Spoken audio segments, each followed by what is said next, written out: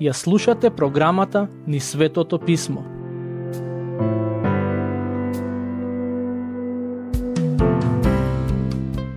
Се наоѓаме во глава 27 од нашето проучување на Евангелието според Матеј. Ако имате Библија со себе, ќе ве замолам да ја отворите таму и да го следите текстот кој го читам. Претходниот пат размислувавме за некои од настаните кои му претходеа на Исусовото распнување. Во оваа глава пак ќе читаме и за самото распнување. Синедрионот одлучи Исус да биде суден од страна на Пилат. Покрај другото, ќе читаме и за делумното кајање на Јуда, ослободувањето на Варава, смртта и погребението Исусово. Ова е всушност централната вистина во Евангелието. Во 1 Коринтјаните, глава 15 стих 3, апостолот Павле им пишува на христијаните во Коринт, дека им го пренел Евангелието кое се однесува на тоа дека Исус Христос умре за нашите гревови според писмата. Кога станува збор за распнувањето, во Евангелието по Матеј имаме делумен извештај од тој настан. Тоа го прават и останатите евангелисти.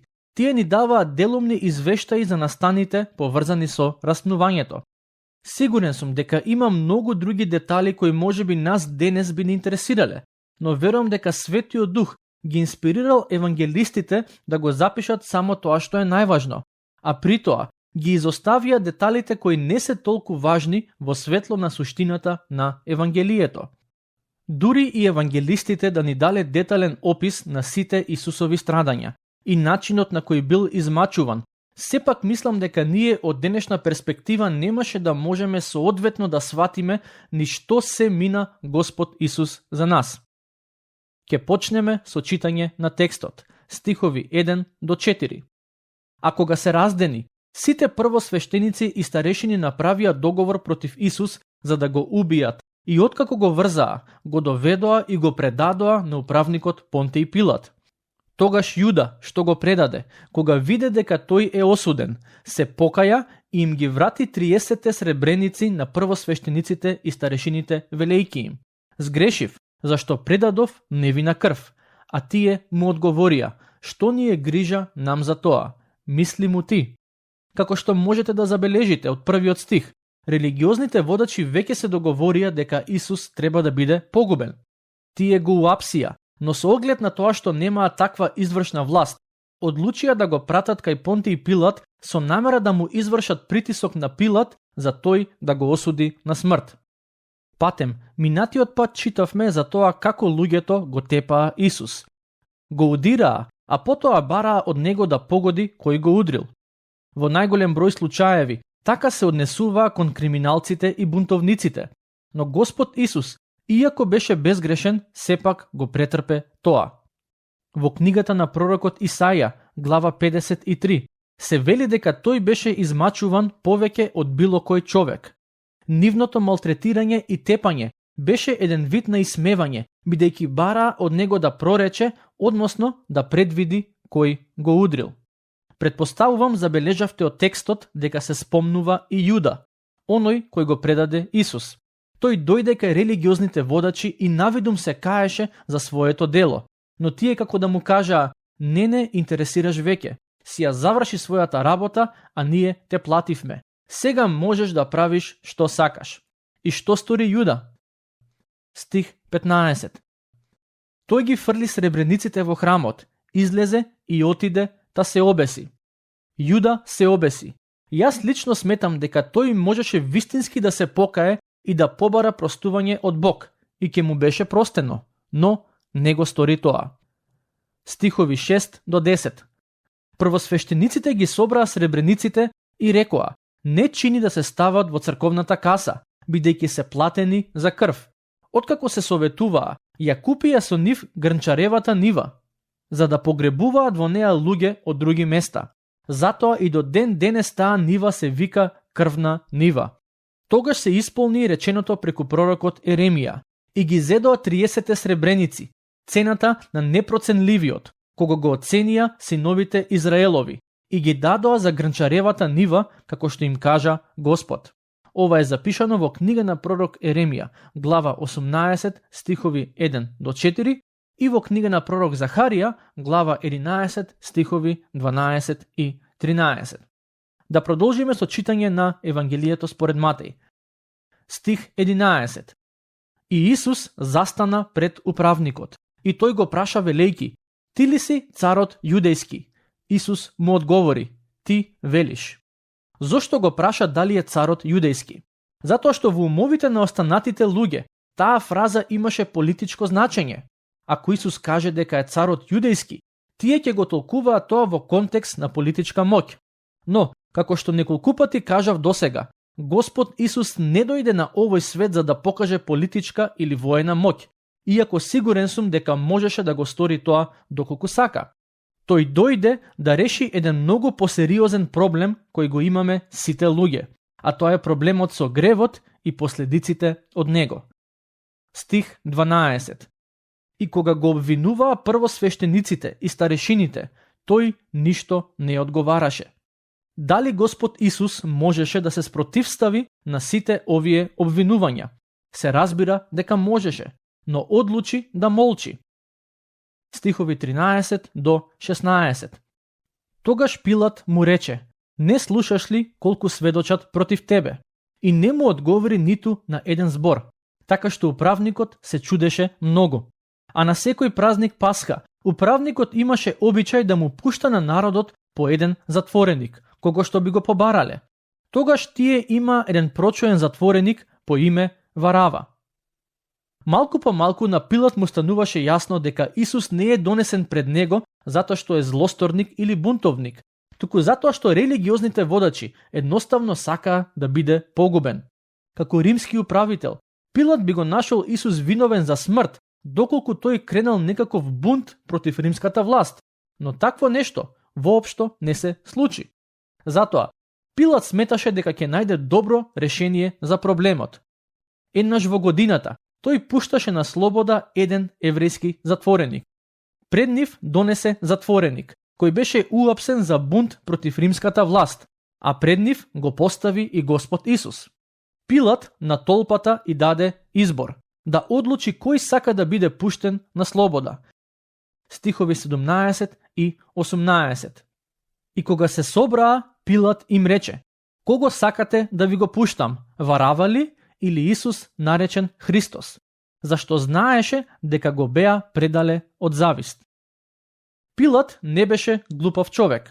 Свати зошто е Исус пред него, но очигледно е дека не ги познаваше религиозните водачи доволно добро. Стих 19. Во тоа време, кога тој седеше во судот, жена му порача да му кажат: Не прави му ништо на тој праведник, зашто денеска многу пострадав на сон заради него. Пилат знаеше дека Исус не е виновен за смрт, но неговата жена преку сон доби уште подлабоко откровение за Исус и дозна дека не само што не е виновен за смрт, туку е и праведник. Стихови 20 и 21.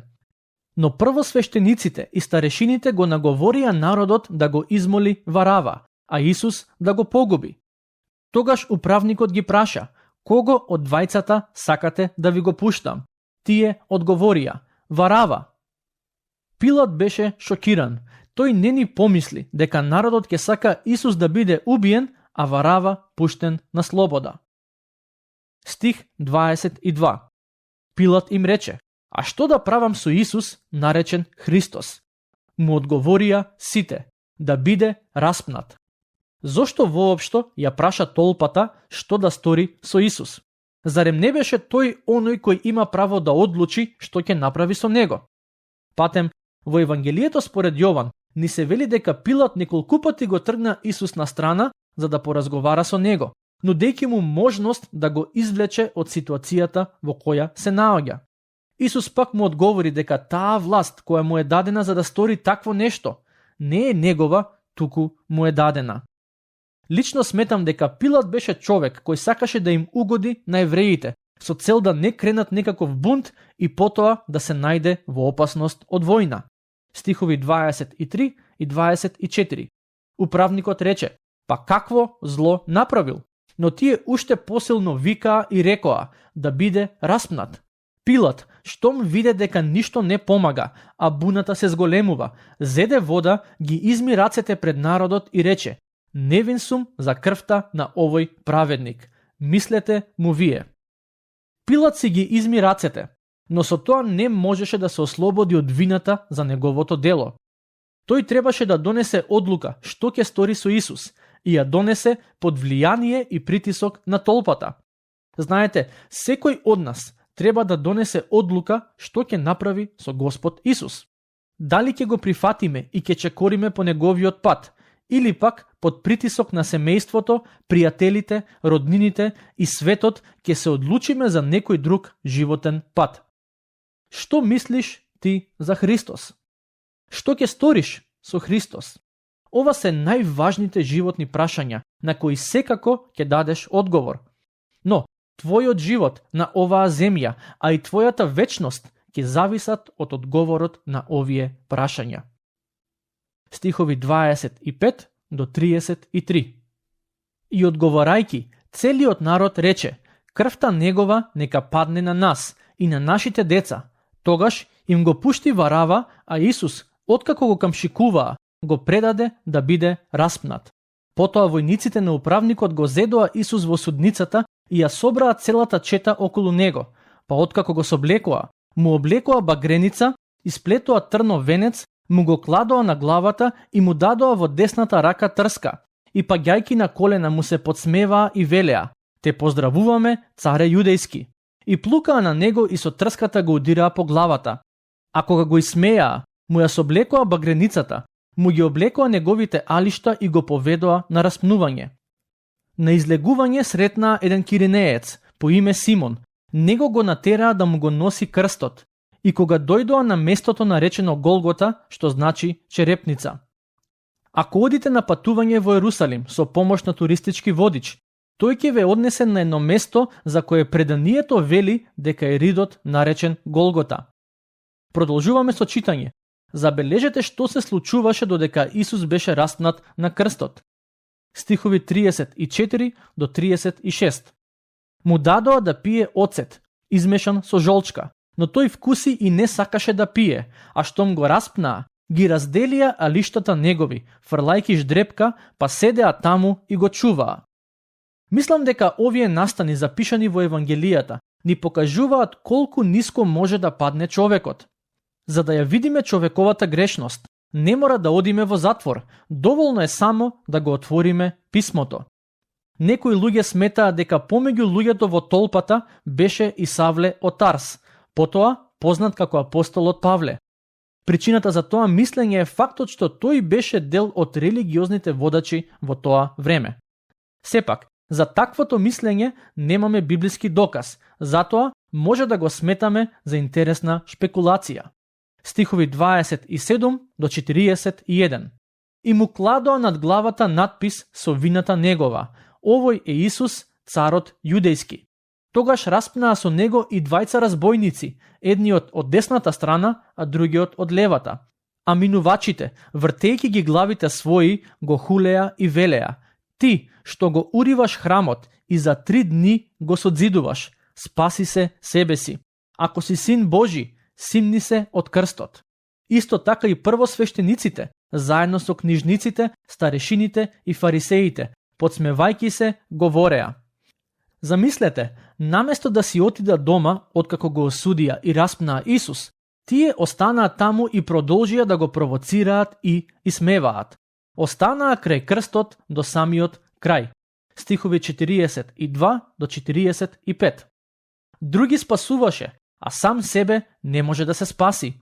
Ако е тој цар јудејски, нека слезе од крстот, па ќе поверуваме во него.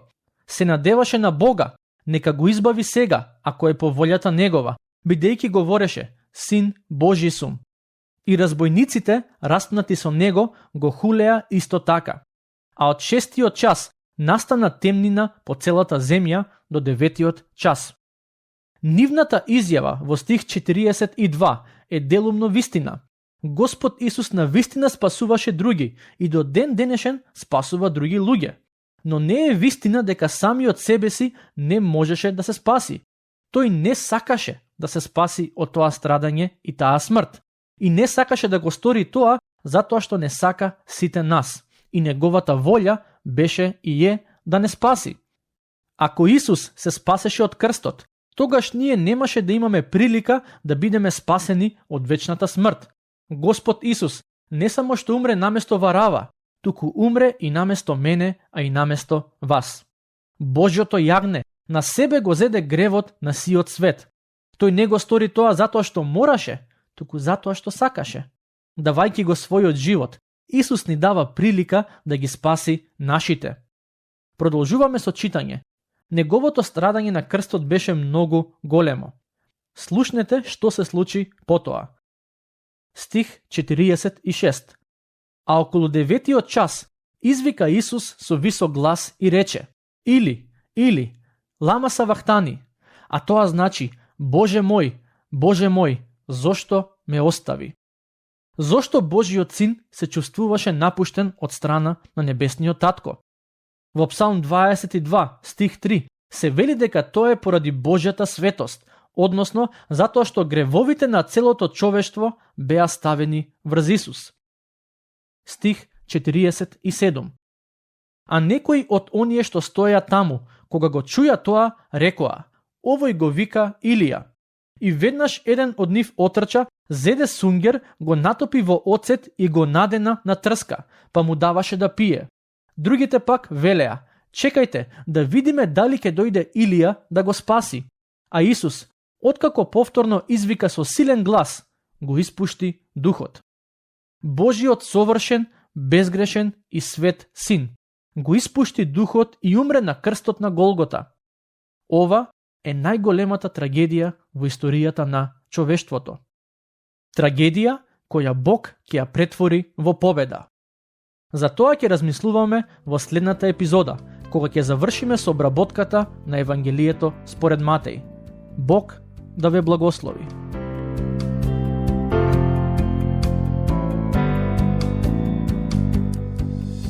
Слушнавте епизода од програмата Низ Светото Писмо.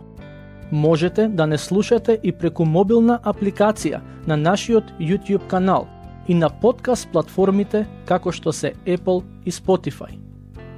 Ако ви се допаѓаат нашите епизоди, споделете ги и препорачајте ги на вашите пријатели. Бидете слободни да ни оставите свој коментар или да ни пишете на нашата имейл адреса nizsvetotopисmo@gmail.com.